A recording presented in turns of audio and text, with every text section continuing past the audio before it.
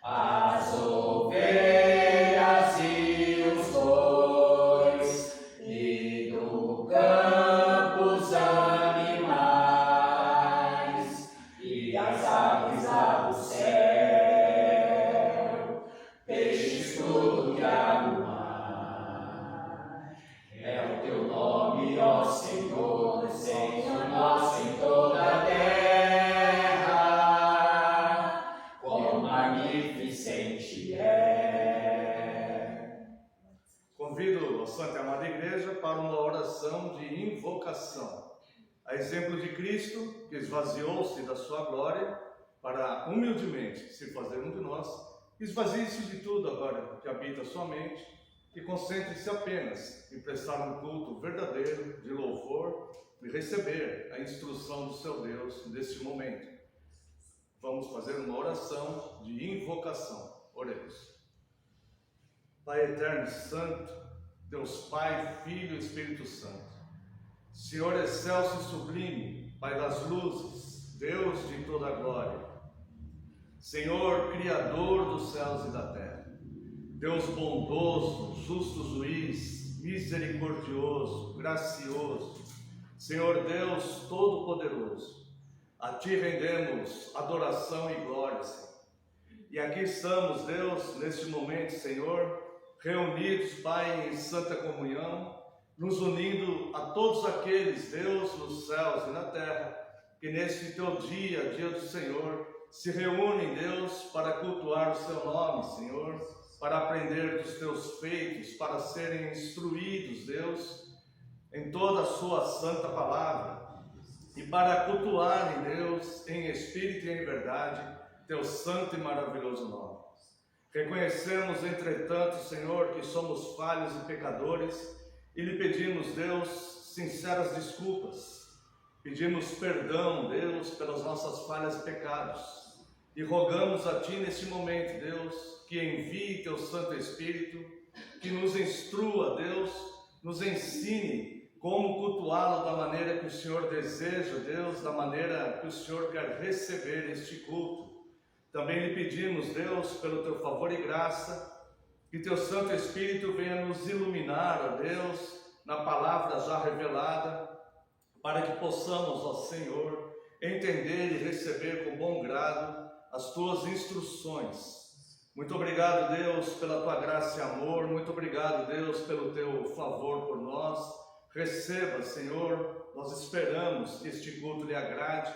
Receba todo o nosso louvor nesta manhã e pelo Teu favor e graça nos instrua, Deus, para que possamos aprender a Tua santa e perfeita vontade. No nome santo e poderoso de Jesus Cristo, Teu Filho amado, é que oramos agradecidos. Amém, Senhor, e glórias a Ti.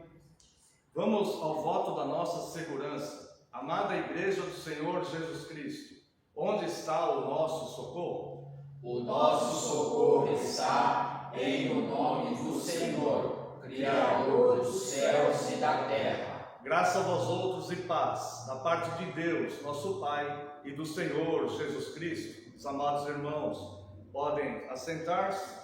Vos convido à leitura da Santa Lei de Deus, que se encontra no livro do Êxodo, capítulo 20.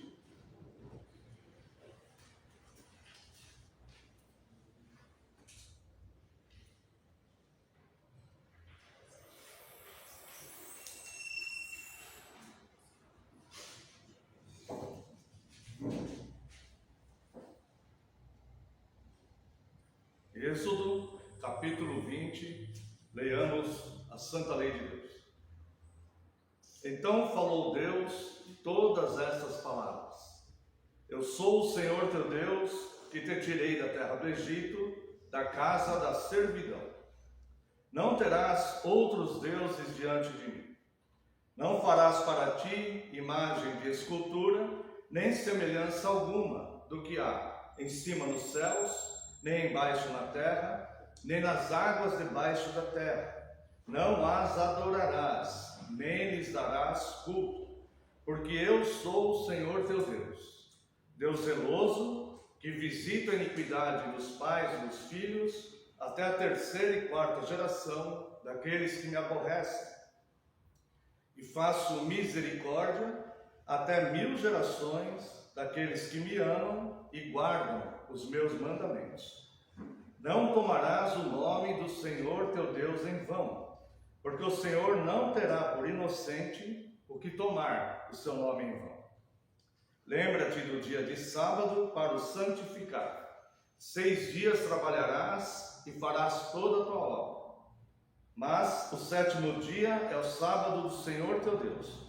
Não farás nenhum trabalho, nem tu, nem o teu filho, nem a tua filha, nem o teu servo, nem a tua serva, nem o teu animal, nem o forasteiro das tuas portas para dentro, Porque em 6 dias fez o Senhor os céus e a terra, o mar e tudo que neles há. E ao 7º dia descansou. Por isso o Senhor abençoou o dia de sábado e o santificou. Honra teu pai e tua mãe, para que se prolonguem os teus dias na terra que o Senhor teu Deus te dá. Não matarás, não adulterarás, não furtarás, não dirás falso testemunho contra o teu próximo, não cobiçarás a casa do teu próximo. Eterno Deus, nós te louvamos, Deus, e trazemos neste momento, Senhor, momento de penitência, corações compungidos, corações contritos diante do Senhor, porque estivemos, Deus, há poucos minutos atrás, em contato com a tua santa palavra e a tua moral positiva e perfeita. E notamos, Deus, que nós somos falhos e que temos o desejo, Senhor, de sermos iguais ao Senhor, mas temos uma inclinação ainda natural do pecado, porque enquanto estivermos neste corpo, Deus, nós temos esta inclinação e por isso nós nos detestamos, nós nos abominamos, Deus, não só porque eventualmente pecamos contra o Senhor, mas por sermos pecadores e estarmos, Deus, expostos, Senhor, a qualquer momento deslizarmos e errarmos, e isto nos incomoda e nos deixa inconformados. Por isso, Deus, nós apelamos pelas tuas muitas misericórdias, ao fim de alcançarmos perdão, Senhor, porque somente o Senhor tem poder para perdoar pecados. Lhe pedimos perdão, Deus, pelos erros que cometemos, seja de ações, seja de omissões e negligências, seja de palavras que não deveríamos falar, pensamentos que não deveríamos alimentar. Nós lhe pedimos perdão, Senhor, por essas coisas. E cremos, Deus, de todo o nosso coração que o Senhor é perdoador. E o Senhor, Deus, lança para o mais profundo abismo os nossos pecados. Por isso, Deus, estamos refeitos diante do Senhor, porque confiamos no seu amor e na tua santa palavra. Lhe pedimos, Deus, que a sua palavra esteja cada vez mais viva na nossa mente e coração, para que possamos evitar, ó Deus, de errarmos, Senhor, na nossa peregrinação nesta terra. Ser misericordioso conosco, Senhor, nos ajude, Deus, a hoje sermos pessoas melhores do que fomos ontem, para seguirmos, Deus, de glória em glória, até a estatura de varão perfeito.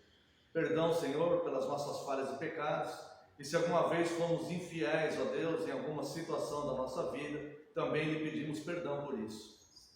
Fundamentados, Deus, na tua graça e amor e na tua santíssima palavra, nós oramos agradecidos, recebendo, Senhor, com muita alegria, o teu perdão que nós não merecemos. No nome santo e poderoso de Jesus Cristo é que nós oramos. Amém, Senhor. Amém. E glórias a ti. Convido a Santa e Amada Igreja para louvarmos a Deus com o Salmo 15.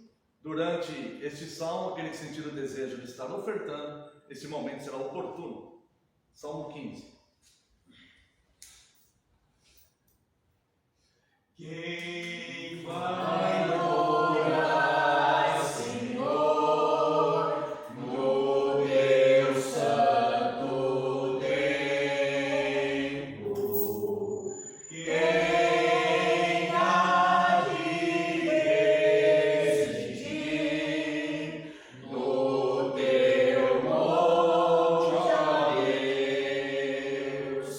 Quem vive em retidão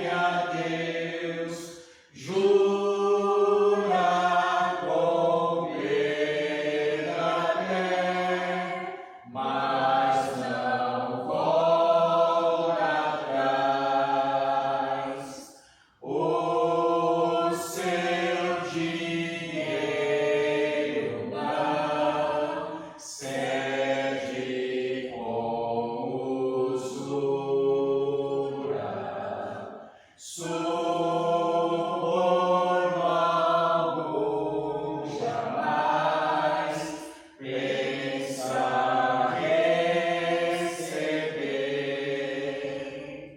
para incriminar quem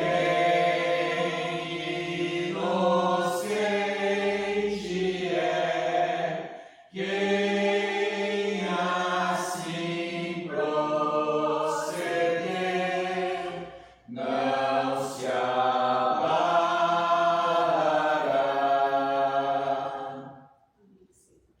Quero convidar a Santa e Amada Igreja para meditarmos de forma superficial, rapidamente, Dia do Senhor 31, Dia do Senhor 31 que estamos.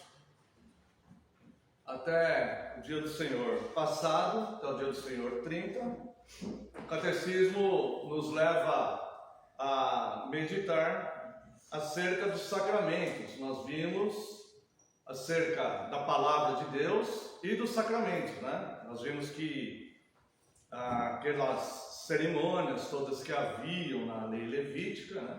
A lei levítica foi transformada, conforme Hebreus capítulo 7, verso 12. Então as leis sacerdotais, elas foram transformadas, não abolidas, elas foram transformadas. O sacrifício de animais, por exemplo, não há mais necessidade, porque Cristo fez o sacrifício uma vez por todas. Circuncisão, batismo, essas coisas já foram transformadas com o tempo, né? E vimos também acerca da comunhão do nosso corpo e do nosso sangue com o corpo e o sangue de Cristo através do sacramento da Santa Ceia do Senhor. Nós nos tornamos membros uns dos outros. E a partir de hoje nós vamos analisar a palavra e a disciplina eclesiástica. Então convido os amados irmãos para a leitura e pequenos comentários acerca do Dia do Senhor 31. Pergunta 83. O que são as chaves do reino dos céus? Resposta: a pregação do Santo Evangelho e a disciplina eclesiástica.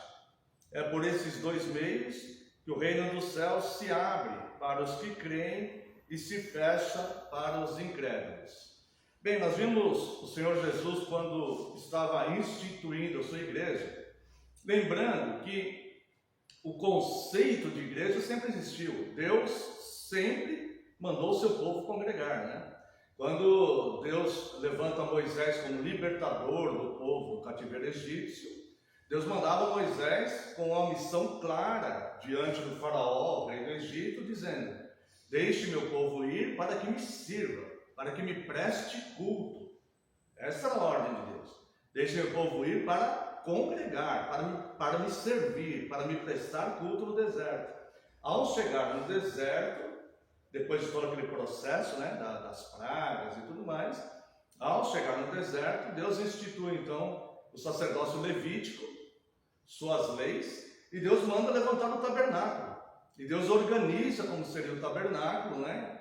Todos aqueles detalhes têm um fundamento claro, apontando sempre para Cristo e a sua igreja. E Deus mandava então o povo congregar naquele tabernáculo. Então o conceito de igreja ele sempre existiu, o povo de Deus sempre congregou, né? E quando Cristo então ele vai instituir a sua igreja, ele usa a palavra eclesia, que era uma palavra que já existia no grego, né? Que era usado pelos senadores gregos, né? Quando eles faziam um projeto. E quando esse projeto tinha que ser votado, né, todos sabemos que os gregos criaram a democracia, né? Quando esses projetos tinham que ser votados, eles convocavam então os homens maiores de 18 anos. Na Grécia a maioridade era 18 anos também, ao contrário de Israel, né, que era 20 para situações civis, como guerra, por exemplo, e 30 para assumir sacerdócio, tá? Na Grécia era 18 anos, como é aqui no Brasil, né? Acho que ainda é 18 anos, né? Então, eles convidavam homens maiores de 18 anos que se deslocassem até Atenas para que votassem esses projetos, se reunissem no Senado, congregassem no Senado. Essa convocação era a eclesia, que é traduzido, né, para o nosso idioma como igreja. Então, a igreja é a congregação dos santos. E quando Cristo, então, ele institui a sua igreja na sua nova aliança, né, que ele fala para Pedro, ele fala: te darei as chaves dos céus e da terra. Ou seja, não era algo pessoal a Pedro, né? Mas os apóstolos foram levantados para lançarem os fundamentos doutrinários desta igreja. E de fato eles fizeram isso, eles codificaram as profecias do Antigo Testamento e lançaram os fundamentos doutrinários do Novo Testamento, que a igreja segue. E aí então Cristo, ele dá as chaves dos céus, ele usa esse termo, chaves dos céus, né? E para a sua igreja, tá? Então é por isso que essa pergunta 83, ela se refere à chave dos céus, tá? E a resposta é bastante simples. O que são as chaves do reino dos céus? Resposta: a pregação do Santo Evangelho e a disciplina eclesiástica. É por esses dois meios que o reino dos céus se abre para os que creem e se fecha para os incrédulos. Ou seja, não existe salvação sem a pregação do Evangelho. Não existe salvação sem a pregação do Evangelho. Porque o Evangelho é a notícia sobre Cristo. O que salva efetivamente é Cristo. Então, é através da pregação de Cristo, segundo o apóstolo Paulo em Romanos capítulo 1, 17, que Deus vai operar a fé naqueles que Ele chama para a sua igreja, né? Onde Ele vai alcançar com a sua graça. É através da pregação de Cristo. Paulo até fala: como se converterão se não há quem pregue? Como se converterão se não há quem pregue? Então, é através da palavra de Cristo, da pregação sobre Cristo, que a pessoa, então, ela recebe o Evangelho, tá? Então, note, a chave do reino dos céus, a pregação do Santo Evangelho. Se você congregar numa igreja por 20 anos e escutar todos os domingos sermões sobre Moisés, sobre Davi, sobre Josué, sobre Pedro, sobre Paulo, sobre Ruth, sobre as histórias bíblicas, sobre o Apocalipse, mas você não ouvir falar de Cristo, você não está evangelizado. Você não está evangelizado, né? Então, a mensagem da igreja é Cristo. Os sermões devem falar sobre Cristo, mesmo que seja um sermão ali, contando alguma narrativa de Davi, Josué e assim por diante, tá? Então, quando se prega Cristo, o reino do céu está aberto para aquela pessoa. Tá? Se houver ali um filho da paz, ele receberá aquela palavra e a semente da palavra de Deus começará a brotar, ou seja, Deus começará a operar a fé no coração daquela pessoa. E se fecha pela disciplina eclesiástica. Tá? Aqui é muito importante o entendimento, é por isso que quando a igreja, a Santa Igreja de Deus, vai voltar para oficiais, presbíteros, diáconos, né? Ela tem que ter muita convicção de quem ela está voltando. Para voltar para um presbítero na igreja, a igreja tem que analisar a pessoa mesmo. A pessoa. E não porque tem uma amizade ou tem um grau de parentesco, não isso. Porque futuramente, este oficial, ele vai julgar as demandas da igreja. Né? Então tem que ser alguém que respeite totalmente a Santa Palavra de Deus. Alguém com convicção. Alguém autêntico, que entenda, que saiba exatamente que quer seguir a sua vida segundo os padrões de Deus, porque o julgamento da igreja é segundo a palavra de Deus e não segundo qualquer outro tipo de favorecimento. Acabamos de cantar o Salmo 15, né? Não aceita subornos, ou seja, temos que ser autênticos e fiéis com todas as coisas, tá bom? É por esses dois meios que o reino dos céus se abre para os que creem e se fecha para os incrédulos. Pergunta 84. Como se abre e se fecha o reino dos céus pela pregação do Evangelho?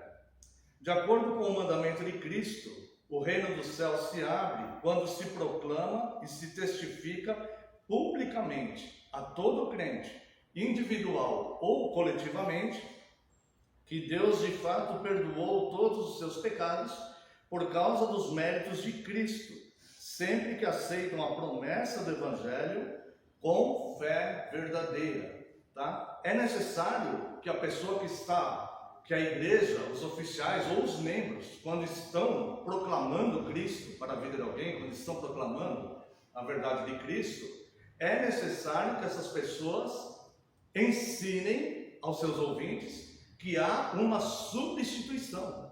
Ou seja, isso não está acontecendo porque simplesmente Deus ama aquela pessoa, ou porque agora aquela pessoa vai se tornar uma pessoa irrepreensível, nunca mais vai pecar, nunca mais vai ter pensamentos impuros, será uma pessoa extremamente consagrada, não isso, mas que haverá uma substituição.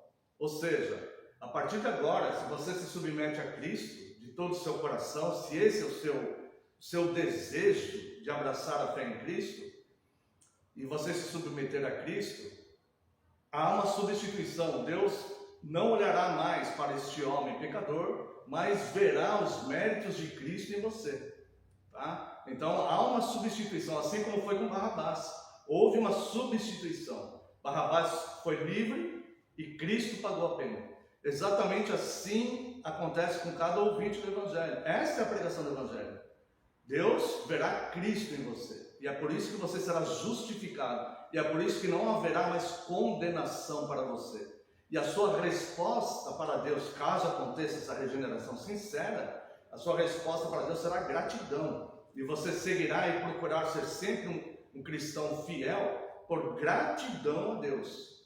O único motivo é a gratidão a Deus. Então, o reino dos céus vai se abrir para essa pessoa quando essa pessoa for instruída acerca dessas coisas e a entender que está acontecendo uma substituição na vida dela. E não que ela vai virar um super-homem ou uma mulher maravilha, mas que está havendo uma substituição. Agora, quando Deus olhar para ela, verá os méritos de Cristo. Já nenhuma condenação há para os que estão em Cristo Jesus, conforme o apóstolo Paulo, a carta aos Romanos. Seguindo a pergunta 84, o reino dos céus se fecha quando se proclama e se testifica a todos os incrédulos e hipócritas que, enquanto não se arrependerem, a ira de Deus e a condenação eterna permanecem sobre eles. Isso aqui é um pensamento lógico, né? Aqui conclui, né? Segundo este testemunho do Evangelho, Deus os julgará tanto nesta vida quanto na vida por vir. Aqui é uma questão lógica do Evangelho, né? Todos pecaram e destituídos foram da glória de Deus. Desse universo de caídos, de pecadores, alguns vão se submeter a Cristo, porque serão alcançados pela graça. A fé será operada no coração deles. Eles entenderão essa substituição, certo? E receberão isso de bom grado, com muita gratidão, e seguirão a Cristo até seu último dia. Tá? Outros podem ter algum momento de receber isso com alegria, mas depois, conforme a parábola do semeador, né?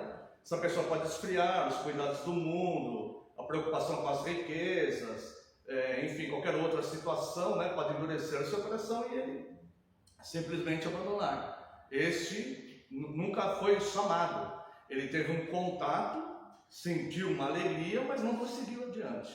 Tá? Aquele que é chamado é a doutrina da perseverança dos santos. Esse irá até o final. Perseverará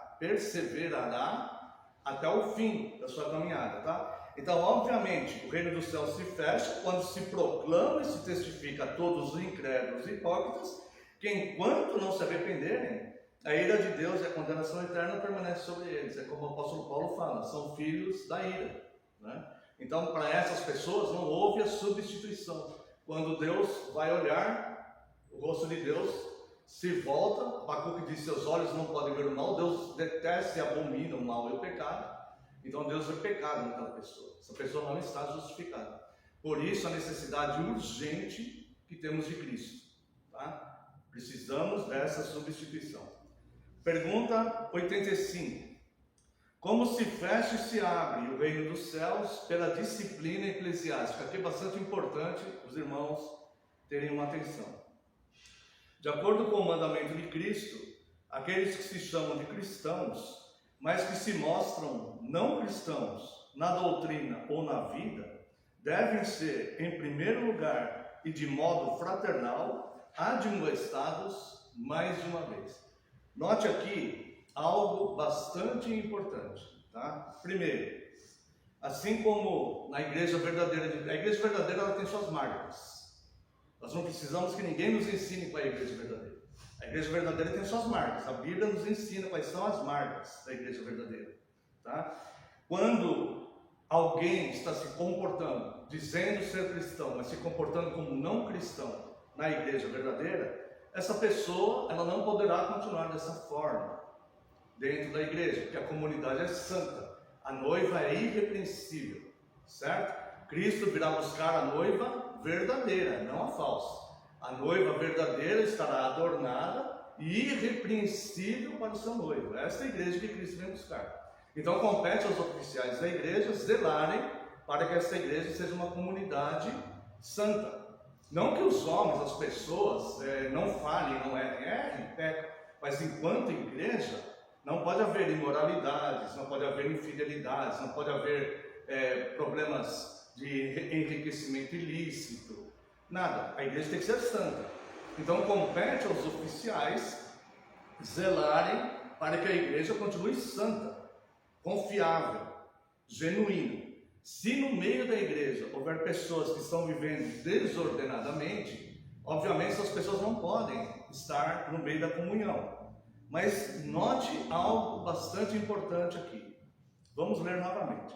De acordo com o mandamento de Cristo, aqueles que se chamam de cristão, mas que se mostram não cristãos na doutrina ou na vida, ou seja, infidelidade doutrinária ou vida desordenada, contrária aos preceitos cristãos, tá? Então às vezes a pessoa tem uma vida correta, fora, mas dentro da igreja tem heresias, desvios doutrinários. Isso também não é cristianismo, é negar a palavra de Deus, é negar Cristo, né? Então, quando as pessoas se chamam de cristãos, mas se mostram não cristãos, na doutrina ou na vida, devem ser, em primeiro lugar, de modo fraternal. Irmãos, o amor é a lei áurea.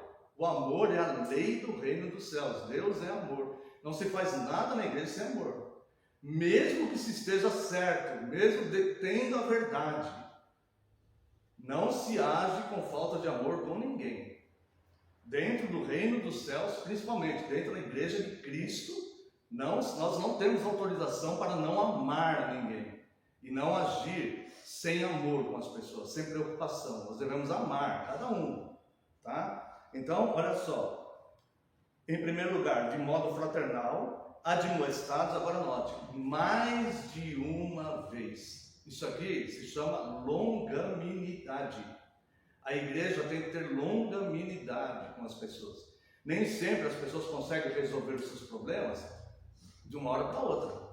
Então, assim como Cristo foi longânimo conosco, nós temos o dever diante de Cristo de termos longanimidade com as pessoas, não aceitar o pecado de forma alguma, certo? A pessoa terá que ser trabalhada, admoestada mais de uma vez, certo? Mas essa pessoa tem que ser amada. Agora, é claro que cada caso é um caso. Se há um pecado público que está escandalizando a igreja, existe uma urgência numa solução, certo? Se é uma igreja que está sendo envergonhada por causa do pecado de um de seus membros, Cristo está sendo envergonhado, a igreja está sendo manchada, toda a congregação pode passar aí aflições por causa muitas vezes de um membro que está agindo desordenadamente, né?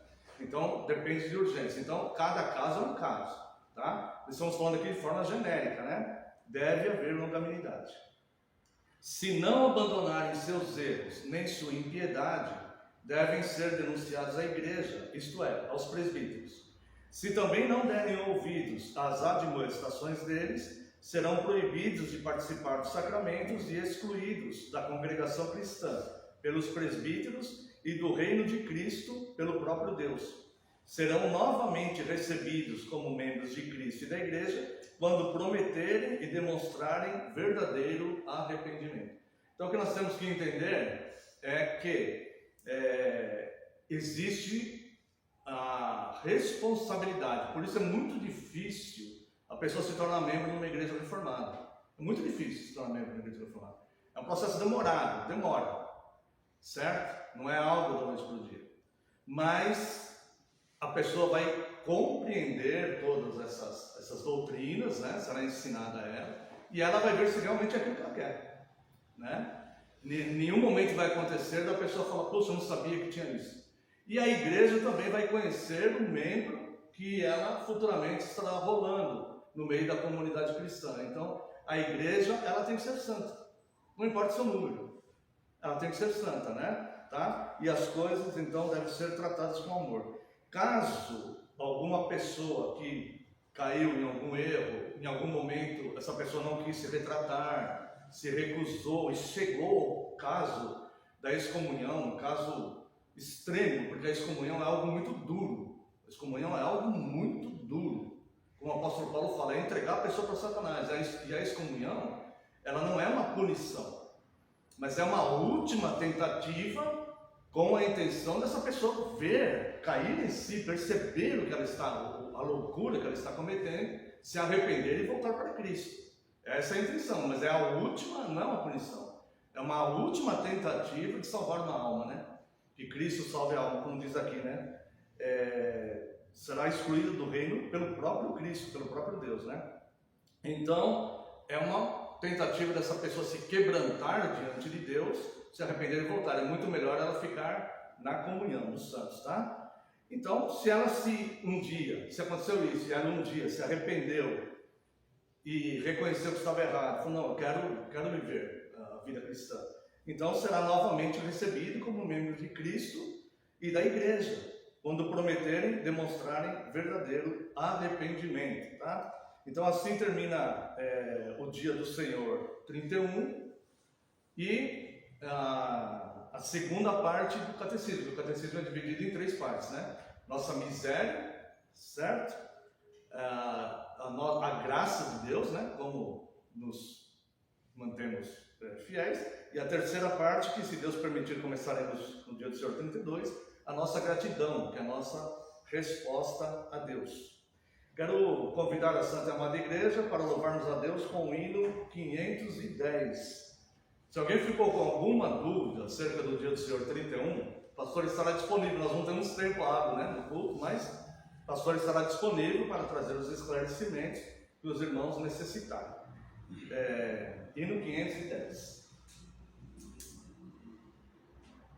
Chuvas de bênçãos teremos, sim, a promessa de Deus, tratos benditos trazendo, chuvas de bênçãos dos céus, chuvas de bênçãos, chuvas de bênçãos dos céus, gotas benditas já temos, chuvas pedimos a Deus, chuvas de bênçãos teremos, vida com paz e perdão, os pecadores indignos, graças dos céus obterão, chuvas de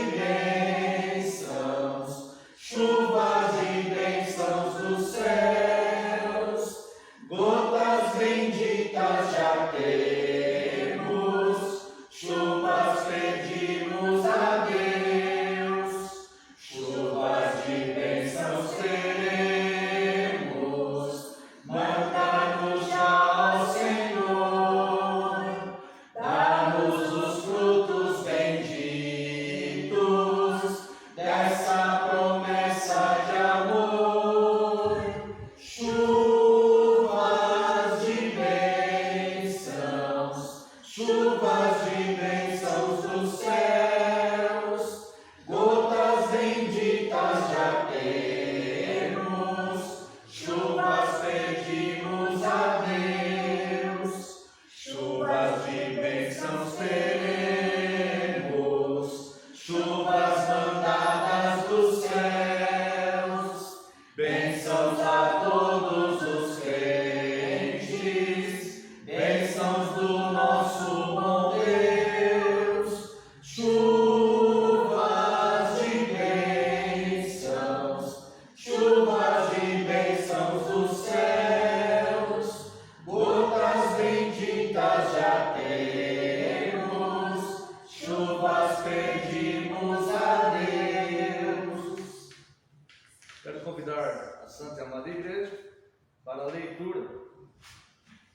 do apóstolo Paulo aos Efésios, capítulo 1, verso 3.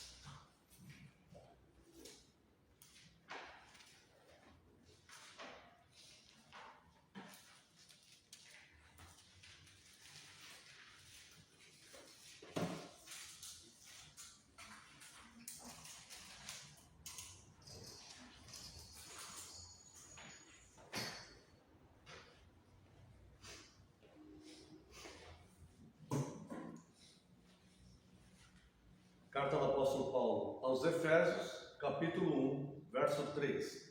Bendito Deus e Pai de nosso Senhor Jesus Cristo, que nos tem abençoado com toda sorte de bênção espiritual nas regiões celestiais em Cristo.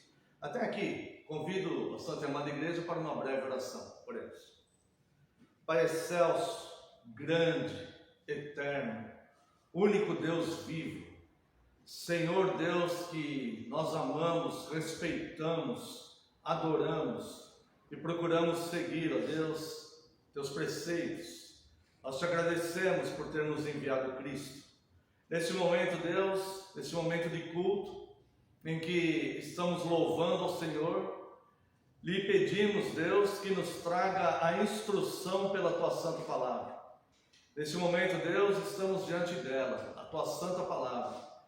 E rogamos a Ti, Senhor, que envie Teu Santo Espírito, que nos ilumine para que possamos entender essa Tua palavra já revelada. Mais uma vez eu lhe peço perdão pelas minhas falhas e pecados. E eu clamo a Ti, Senhor, eu imploro a Ti, que tudo que for falado aqui agora, Deus, seja ministrado totalmente pelo Teu Santo Espírito. Que nesse momento, Senhor, eu diminua, eu desapareça e só prevaleça a Tua palavra, porque a Tua palavra é a verdade. Em nome de Jesus, Teu Filho amado, é que oramos. Amém, Senhor. Amém. Amada Igreja do Senhor Jesus Cristo, venho vos proclamar Cristo, o meio de Deus para abençoar o seu povo. Deus é a única fonte de todo o bem. Vos convido, os que quiserem acompanhar, Salmo 36, verso 9. Nós vemos aqui que Deus é o manancial da vida. Salmo 36, verso 9. Pois em Ti está o manancial da vida. Na Tua luz vemos a luz. Ou seja, Deus é a única fonte de todo bem. E é a única fonte da vida.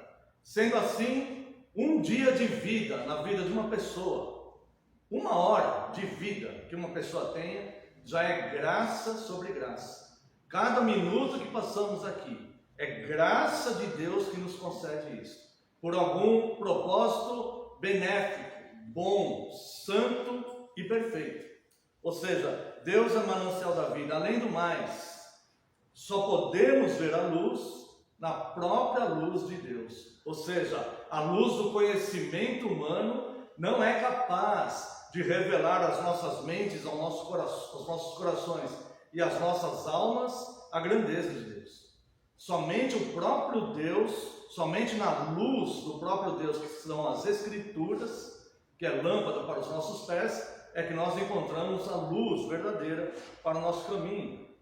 Também vemos que Deus é a única fonte de todo o bem, no sentido de ser a única fonte de consolação. Na segunda carta do apóstolo Paulo aos Coríntios, capítulo 1, verso 3, na segunda carta de Paulo aos Coríntios, capítulo 1, verso 3, nós temos essa informação e eu quero mostrar para você. Segunda carta aos Coríntios, capítulo 1, verso 3. Graça a vós outros e paz. Irmãos. É segundo aos Coríntios, eu li o primeiro aos Coríntios. Segundo aos Coríntios, capítulo 1, verso 3.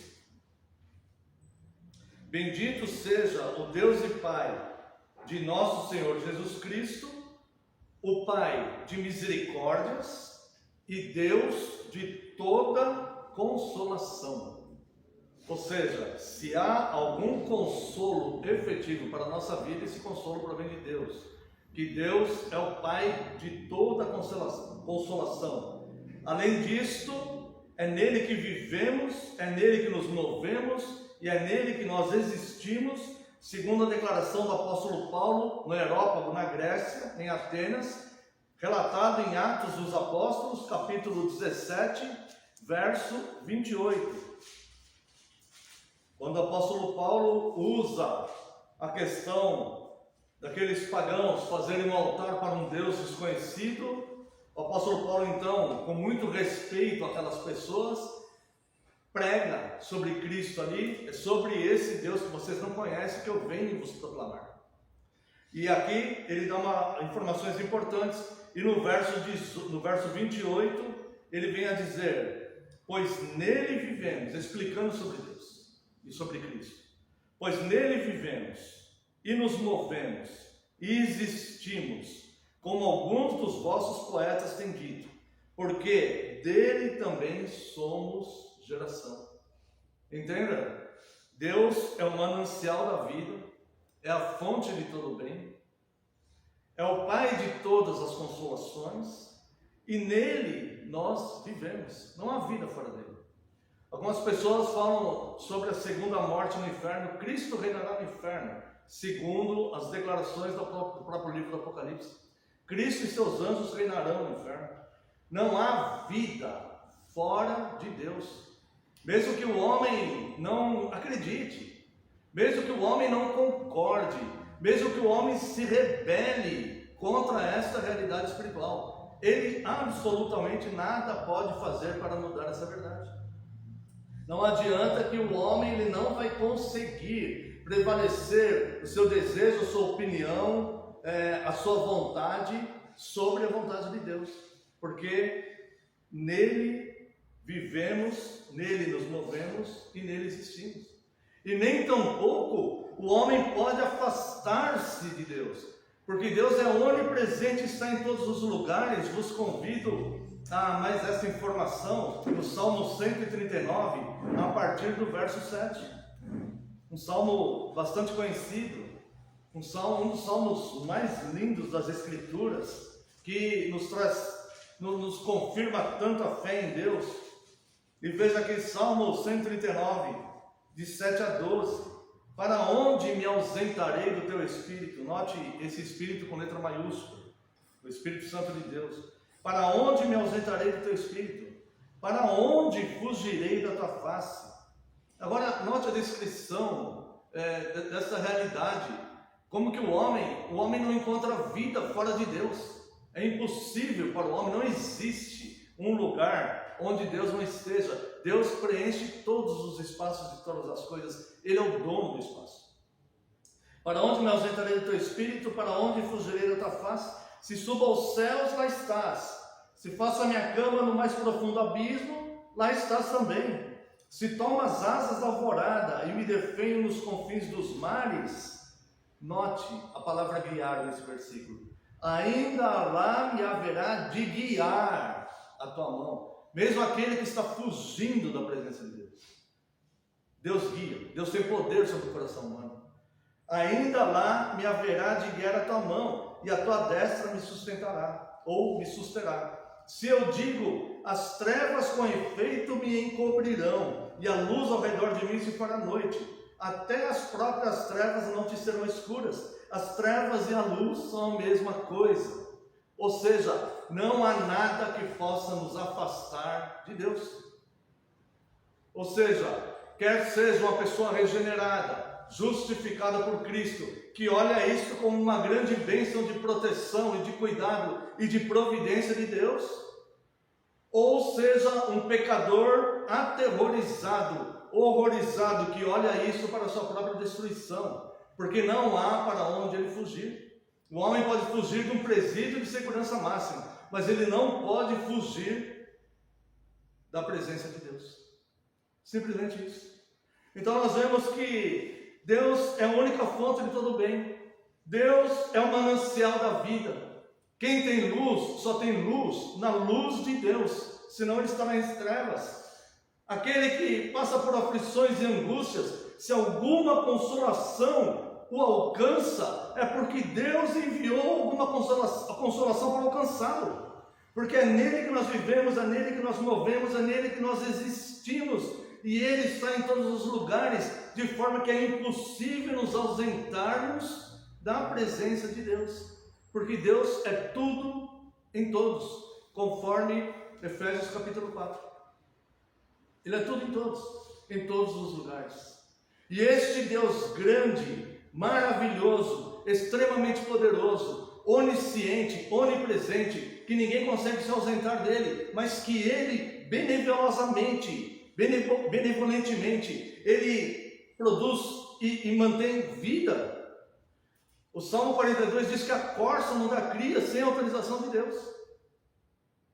Então, este Deus que mantém a vida, que alimenta os leõezinhos lá, quando estão famintos e clamando a Deus por comida, este Deus é um Deus abençoador do seu povo. Quando nós olhamos lá, quando Deus dá aquelas leis severíssimas, lá no livro de Levítico, leis que ninguém pode cumprir aquilo, leis muito severas. E quando chega em Deuteronômio, que Moisés começa a repetir tudo aquilo lá, e chega no capítulo 28, e Moisés fala assim: olha, agora o que Deus manda Moisés dizer ao povo: agora vos proponho bênção e maldição. Irmãos, tente se situar nessa situação sem Cristo. Tente se situar nessa situação sem Cristo. Deus fala: agora te proponho bênção e maldição. Se atentamente ouvires tudo que eu te falo, se fizeres tudo que te ordeno, se cumprires todo o meu mandamento, estas bênçãos vos seguirão e te alcançarão. Como? Tente se situar nessa situação sem Cristo. Homens caídos, homens pecadores, homens em miséria espiritual, homens que já herdaram a natureza corrompida de Adão, da queda. Leis severíssimas. E ali tem algumas bênçãos provenientes da obediência. E aquelas pessoas ali ouvindo Moisés falar aquilo. E dali a pouco Deus fala, manda Moisés dizer: agora ele propõe maldição. Se não cumprires, se não observares todos esses mandamentos, eis que virá essas maldições, e é mais do que o dobro da quantidade de bênçãos. Por que isso? Porque Deus é justo e santo, e Deus não pode abrir exceção na justiça, nem na sua santidade. Ou seja, a justiça deve ser feita. Você pecou, você deve pagar, olho por olho, dente por dente. E o homem então olha aquilo totalmente indefeso, inoperante, impotente diante daquilo, e ele pensa: não consigo cumprir todo esse regulamento que Deus propõe, todas essas prescrições, eu sei que não vou conseguir cumprir, então eu não herdarei essas bênçãos, mas eu herdarei essas maldições. Ou seja, o que devo fazer? Este Deus, que é todo poderoso, que é exigente na justiça e na santidade, porque Deus não pode abrir exceção, Deus não pode aceitar injustiça no seu meio, Deus não pode aceitar falta de santidade no seu meio. Isso é impossível, isso é contra totalmente o caráter positivo de Deus, e se assim fosse, não seria um Deus confiável. Esse Deus então que teve que apresentar leis tão severas para mostrar como é firme sua santidade e sua justiça. Haverá santidade, haverá justiça. Ele olha para aqueles homens pecadores, impotentes de cumprir aquilo tudo, e ele envia seu próprio Filho, a saber, Jesus Cristo, que humildemente abriu mão de toda a sua glória, se fez homem pecador, para construir a nossa fé através de sofrimento, para vir e buscar aquele que estava perdido, derramar um sangue puro, foi tentado, foi acusado injustamente, foi espancado, foi abandonado, foi traído, foi zombado. O próprio Deus, que abriu mão de toda a sua glória, para pagar o preço daquelas maldições de Deuteronômio 28, que nenhum de nós poderia cumprir aquilo. E quando nós olhamos um Deus tão grande, tão poderoso, nós vemos um Deus tão misericordioso, um Deus tão amoroso. Mas o homem, com a perversidade da dureza do seu coração, teme em rejeitá-lo. Mas o homem, com a perversidade da dureza do seu coração, teme em querer colocar a sua própria vontade pessoal corrompida pelo pecado, acima da boa, perfeita e agradável vontade de Deus. O homem quer ser satisfeito, ele não quer a satisfação de Cristo, que Cristo apresenta a satisfação para aquele homem diante de Deus, fazendo a substituição. Assim, quando Deus olhar aquele povo, não ver os pecados daquele povo, mas ver os méritos de Cristo, e fala: vem cá, você vai herdar as bênçãos de Deuteronômio 28, e não as maldições.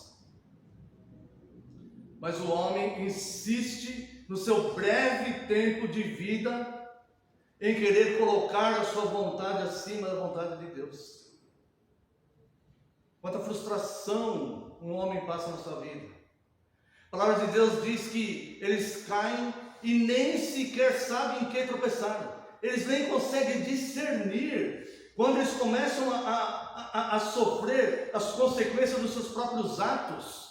Eles são tão cegos, estão em tão trevas, por mais culto que seja, por mais inteligente que seja.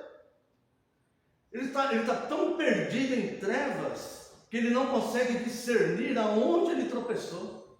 Se nós estamos andando na rua e tropeçarmos numa pedra e cairmos, nós olhamos e falamos: eu caí porque eu tropecei nesta pedra. Na caminhada do ímpio, aquele que rejeita Cristo, ele está em trevas tão absolutas, tão densas, é tanta falta de luz ali, que ele não consegue sequer discernir onde ele tropeçou, aonde ele caiu. Por isso, o Senhor Jesus, ele fala para a igreja de Éfeso, e isto se estende a toda a igreja ao longo do tempo, a toda a igreja que caiu, a todo cristão individual que caiu: lembra-te de onde caíste, arrepende-te e volta ao primeiro amor. Isso é misericórdia. Então, um Deus tão grande, tão poderoso, que demonstra leis severíssimas, porque a sua santidade é absoluta e a sua justiça é absoluta, e ele olha com um olhar de misericórdia para o homem e para a mulher, para a sua igreja, e ele faz então um novo pacto, uma nova aliança. Ele envia o seu próprio filho, que vem 100% homem, e não quebrará a aliança como Adão quebrou. Ele envia o segundo Adão, só que agora este não vai quebrar a aliança, porque Adão quebrou a aliança. Deus, por ser santo e justo, não pode quebrar a parte dele. No dia que comer, certamente morrereis. E esta morte é uma morte espiritual que traz corrupção e mais corrupção, porque a Bíblia nos adverte: um abismo chama outro abismo. E Deus, então, que justamente poderia condenar todo mundo, ele olha com misericórdia, e ele derrama graça sobre a sua igreja. E onde quer que um filho da paz esteja ainda, que ainda não recebeu o Evangelho, ele será alcançado antes do final dos tempos. Ele será alcançado pela misericórdia de Deus e fará parte da Santa Igreja de Cristo.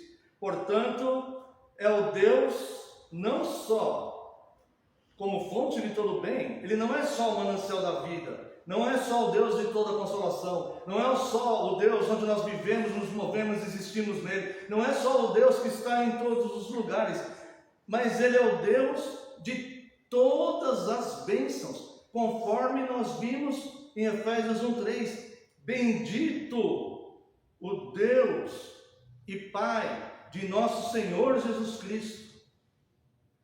Importante lembrar: Pai que enviou o seu próprio Filho, como não nos dará também com ele todas as coisas? Bendito o Deus e Pai de nosso Senhor Jesus Cristo, o qual nos abençoou. Note esta palavra, ela já está no passado. Por quê? Porque essas bênçãos são eternas. Essas bênçãos vêm e nos alcançam. Se cumprires todos os meus mandamentos que hoje vos ordeno, e guardares todas as ordens, e cumprires todos esses preceitos, essas bênçãos virão e te acompanharão. E quando Deus olha para nós hoje, Ele vê nós cumprindo todos esses mandamentos à risca. Ele não vê nenhum pecado em nós. Ele vê nós cumprindo todo aquele conjunto severo de leis de Deuteronômio. Porque Ele olha os méritos de Cristo em nós. Então Ele fala, todas essas bênçãos virão e te alcançarão. Está triste por quê? Está descontente com a sua vida? Por quê? É razoável isso? É razoável você estar insatisfeito com a sua vida? É razoável? Se Deus tem te dado toda sorte de bênçãos nas regiões celestiais, deixa as coisas passarem, confie em Deus, continue fazendo certo, deixa a poeira baixar e Deus aplanará os seus caminhos. Reconhece o Senhor em todos os seus caminhos e Ele endireitará as suas veredas. Bendito Deus e Pai de nosso Senhor Jesus Cristo, o qual nos abençoou com todas, não há aqui nenhuma que ficou para trás, todas as bênçãos espirituais nos lugares celestiais em Cristo. Ou seja, Cristo é o meio de todas as bênçãos. A forma com que Deus abençoa com todas essas bênçãos é Cristo. Bendito Deus e Pai de nosso Senhor Jesus Cristo, o qual nos abençoou com todas as bênçãos espirituais nos lugares celestiais em Cristo. Ou seja, então este Deus que é o manancial da vida, que é o Deus abençoador, Ele providenciou que a sua bênção chegasse a nós. Há uma declaração em Gálatas 3:4 que diz, para que a bênção de Abraão chegasse aos gentios por Jesus Cristo, e para que pela fé nós recebamos a promessa do Espírito. Ou seja, a aliança que Deus fez com Abraão, ela continua até hoje, ela não passou. Porque se essa aliança passou, não há conversão de gentios. Simplesmente não há. Ou seja, Deus levanta Abraão para ser o pai de muitas nações. E em Abraão, na aliança com Abraão, são benditas todas as famílias da terra. Esta bendição é Cristo. Então, quando o apóstolo Paulo aqui aos Gálatas, ele diz, para que a bênção de Abraão chegasse aos gentios, isso aconteceu por intermédio de Cristo, que o apóstolo Paulo fala, Cristo derrubou a parede de inimizade que havia entre judeus e gentios. E o próprio apóstolo Paulo, na carta aos Romanos e na carta aos Gálatas, ele fala, porque os da fé que são os filhos de Abraão. Então essa aliança não passou. Se essa aliança passou, não temos condição nenhuma de alguém que não seja judeu se converter. Porque essa aliança que Deus fez com Abraão, Deus não muda. E não há nele sombra de variação. Então Ele providenciou que a sua bênção chegasse até nós. E nos fez benditos pela fé. De sorte que os que são da fé são benditos com o crente Abraão. Segundo a declaração de Paulo, Gálatas 3:9. E nos ensinou o caminho de todas as bênçãos, que é a obediência. Mas ele disse, bem-aventurados os que ouvem a palavra de Deus e aguardam. Lucas capítulo 11, verso 28. Então o caminho para que eu esteja em Cristo, eu não posso cumprir toda a satisfação diante de Deus. Nós lemos há pouco, no início deste culto, a santa lei de Deus, os 10 mandamentos, código moral perfeito. E se nós sentarmos e debruçarmos sobre ela, nós falamos assim, não consigo cumprir isso perfeitamente.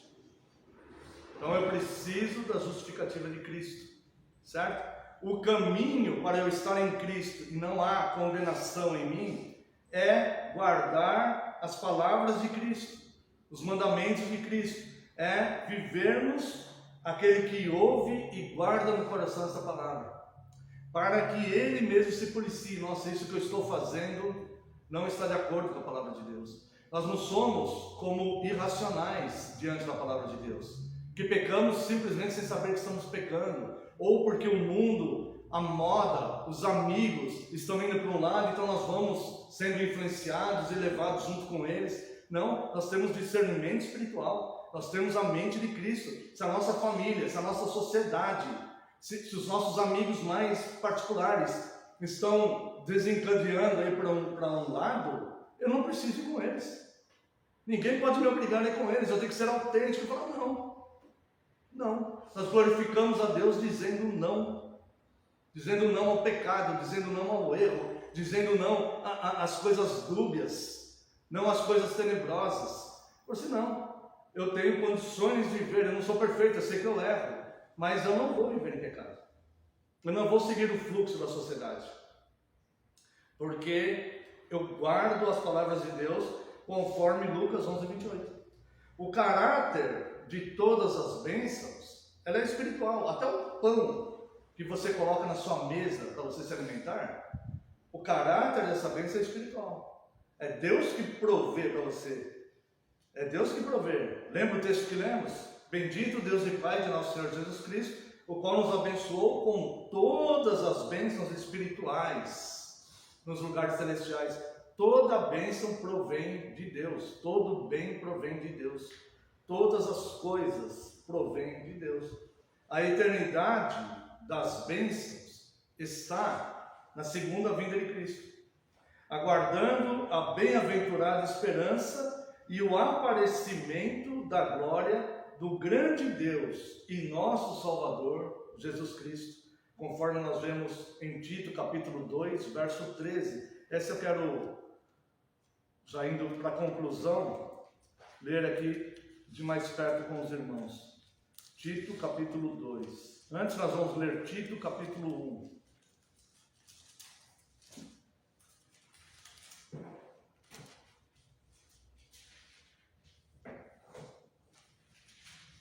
Verso 11.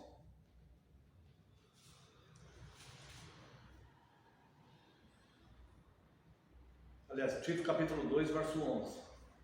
Portanto, a graça de Deus se manifestou a salvadora a todos os homens, educando-nos para que, renegadas a impiedade e as paixões mundanas, vivamos no presente século sensata, justa e piedosamente, aguardando a bendita esperança, a manifestação da glória do nosso grande Deus e Salvador, Jesus Cristo. Então o que nós vemos aqui?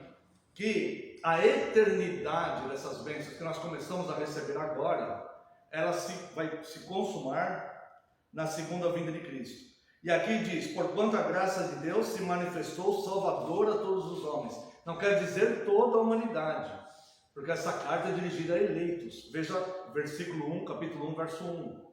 Paulo, servo de Deus e apóstolo de Jesus Cristo, para promover a fé que é dos eleitos de Deus, e o pleno conhecimento da verdade, segundo a piedade. A piedade é serviço para Cristo. Piedade, ela parece muito com caridade. No dicionário pode estar até como sinônimo, né? Mas a caridade é algo que o homem faz, que é bom que seja caridoso e ajude, doe alguém. A piedade é esse mesmo serviço caridoso, vamos dizer assim, ajudando alguém, mas servindo a Cristo. Essa é a piedade. E aqui, Paulo, servo de Deus e apóstolo de Jesus Cristo, para promover a fé, que é dos eleitos de Deus. Então, há uma separação de grupos aqui. Se a fé é dos eleitos de Deus, obviamente os não eleitos não têm essa fé operada. E quando ele diz aqui, porquanto a graça de Deus se manifestou salvadora a todos os homens, está se referindo ao que diz aqui, dos versos, capítulo 2, dos versos 1 ao verso 10. Fala sobre homens, sobre mulheres, sobre jovens, sobre servos, ou seja, todas as pessoas, independente do que ela é. Se ela é homem, se ela é mulher, se ela é senhor, se ele é servo, independente se ele é jovem, se ele é idoso, independente, não todas as pessoas do mundo, mas todos os homens no sentido de qualquer situação dessa pessoa viva, ou que ela seja, qualquer gênero, qualquer coisa que ela seja. Então, essa salvação, ela é a graça de Deus, educando-nos. Nem todo mundo é educado para receber a graça de Deus. Isso aqui é uma questão doutrinária. Educando-nos para, renegadas a impiedade e as paixões mundanas. Não são todas as pessoas do mundo que renegam a impiedade e as paixões mundanas. Vivamos no presente século, sensata, justa e piedosamente. Não são todas as pessoas do mundo que vivem de forma sensata, justa e piedosa. Não são. São aqueles que abraçaram a fé porque foram regenerados por Cristo e tiveram a sua fé operada em seus corações, aguardando a bendita esperança e a manifestação da glória do nosso grande Deus e Salvador Cristo Jesus. Então, amados irmãos, Deus, de fato, é o manancial da vida, é o Pai de todas as consolações, é nele que nós vivemos, nos movemos e existimos. Ele está em todos os lugares e, de fato, seja bendito Deus e Pai de nosso Senhor Jesus Cristo, o qual nos abençoou com todas as bênçãos espirituais nos lugares celestiais em Cristo. Abraçou a fé? Glória a Deus, feliz por você. Feliz por você, porque seja o que for que acontecer, é bênção na tua vida. Mesmo que teus olhos não possam ver como aquilo pode ser bênção. Mas é bênção na tua vida. É bênção na tua vida. Nosso único consolo na vida ou na morte é saber que não pertencemos a nós mesmos, mas pertencemos de corpo e alma ao nosso fiel Salvador Jesus Cristo, a ponto de saber que todas as coisas cooperam para o nosso bem e nada nos separará do amor de Deus. Não abraçou a fé ainda? Eu te convido a trocar a sua própria vontade pessoal e se submeter a Cristo, porque Ele fez a obra redentora e mais cedo ou mais tarde você vai perceber que Ele é urgente e que nós precisamos dele. Amém. Quero convidar a Santa e Amada Igreja para louvarmos a Deus com o hino 379.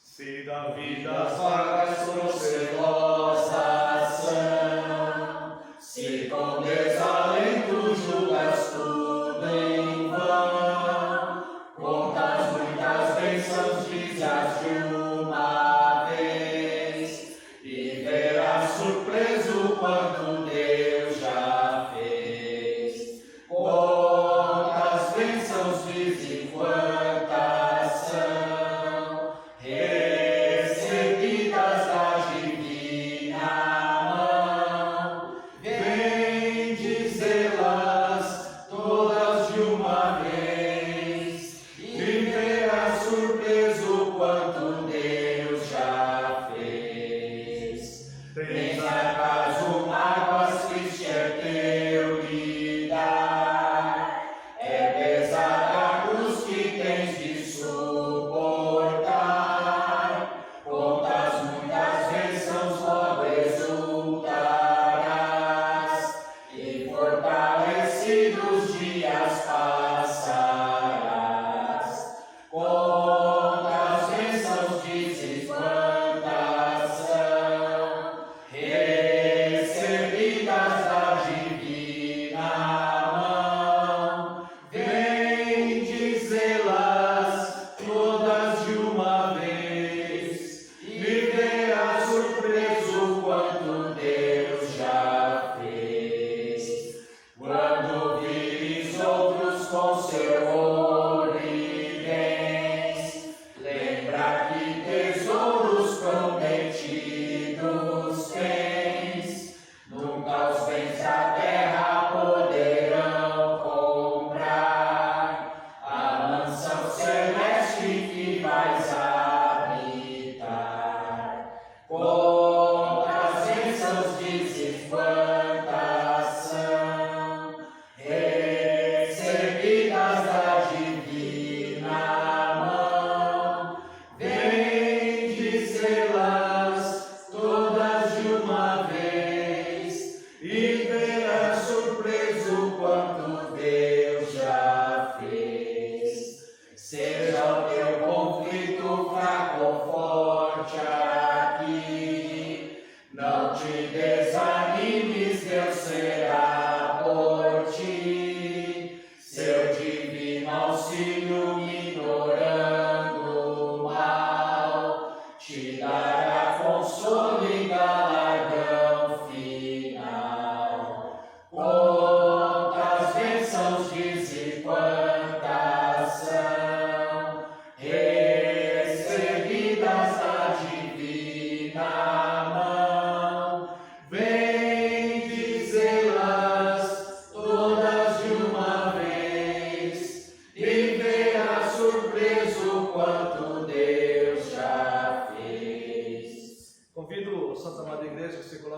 pé, vamos a uma oração de encerramento.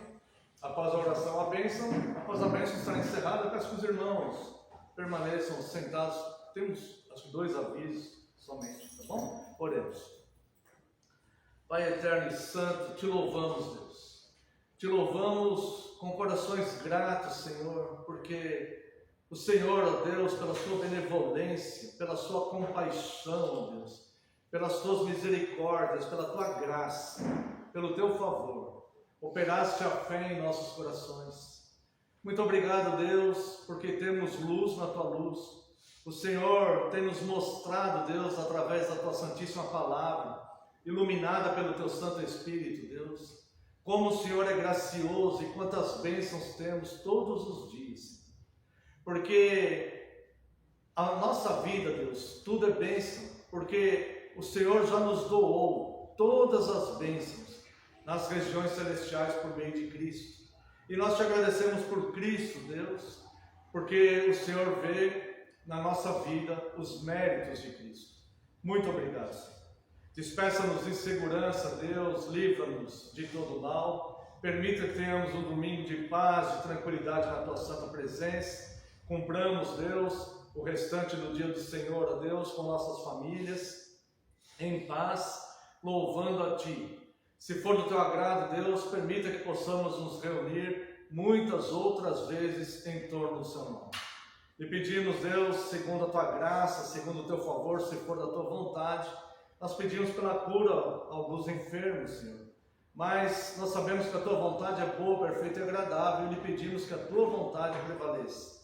Pedimos pelo Seu Aceli, te agradecemos, Deus, porque ele está tendo alta agora de manhã, e lhe pedimos os seus cuidados para com ele.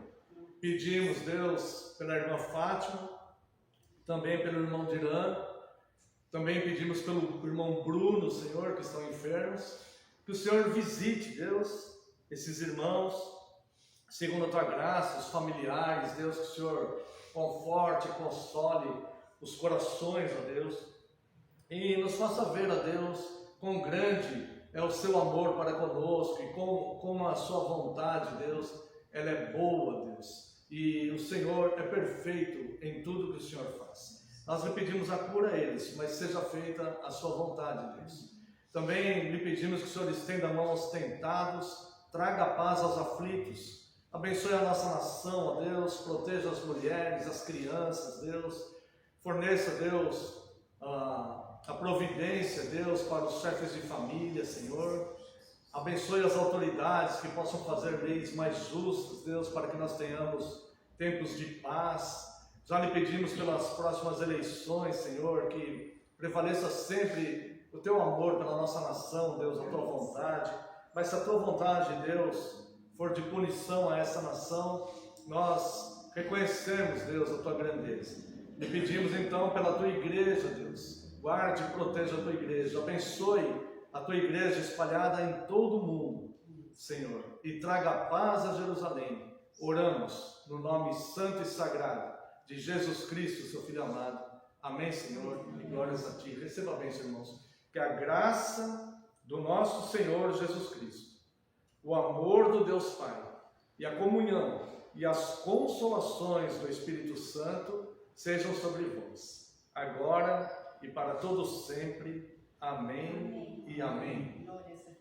Despede-nos com Tua paz, despede-nos em Teu amor, permite que nós outra vez nos ajuntemos, ó Senhor, permite que nós outra vez nos ajuntemos, ó Senhor.